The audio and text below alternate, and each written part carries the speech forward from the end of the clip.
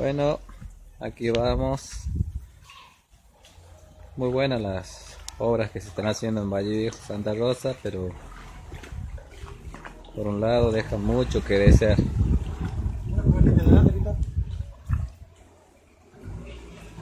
Bueno, este es el frente de mi casa, Avenida Reconquista sin número.